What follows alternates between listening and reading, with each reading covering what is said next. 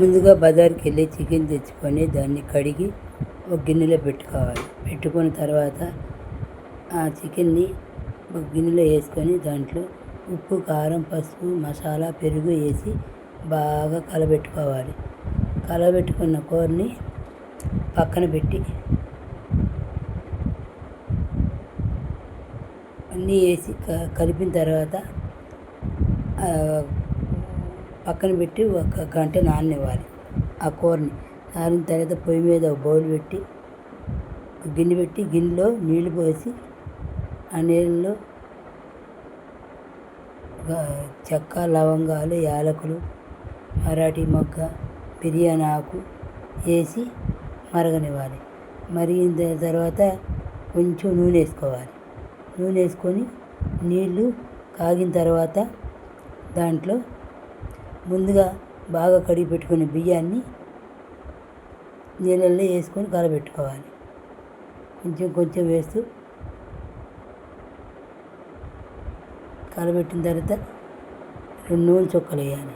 నూనె చుక్కలు వేసిన తర్వాత మరిగిన తర్వాత బియ్యం వేసుకోవాలి. బియ్యం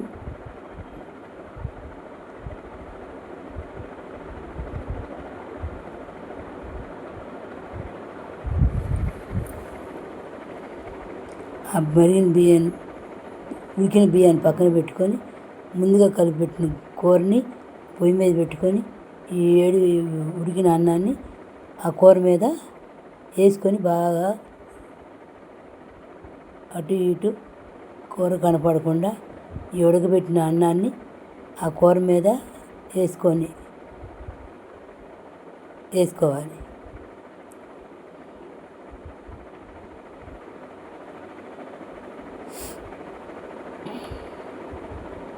ఒక్కసారి వేస్తే కింద పోద్దని గరిటతోటి చిన్నగా వేస్తున్నారు.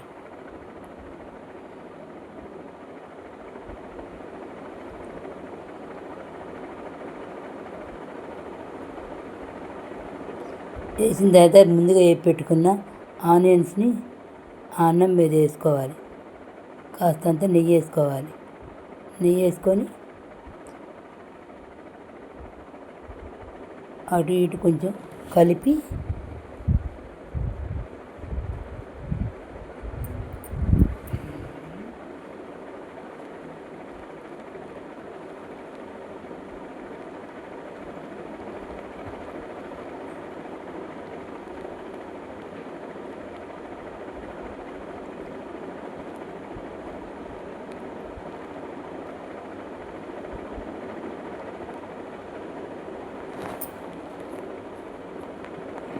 మళ్ళీ తర్వాత ముందుగా వేసి పెట్టుకున్న ఆనియన్స్ని అట్లాగే 3 లేయర్లుగా వేసుకోవాలి. కాస్త అన్నం, తర్వాత వేసి పెట్టిన ఉల్లిపాయలు, మళ్ళీ అన్నం, ఉల్లిపాయలు అలా వేసుకున్న తర్వాత కాస్త నెయ్యి వేసుకోవాలి. నెయ్యి వేసుకొని కొత్తిమీర వేసుకోవాలి.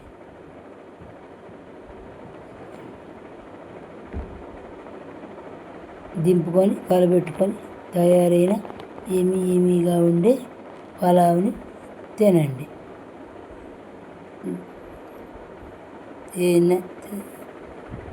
దయచేసి సబ్స్క్రైబ్ చేయండి. ప్లీజ్ మా వీడియోస్ని చూడండి. దయచేసి సబ్స్క్రైబ్ చేయండి. ప్లీజ్.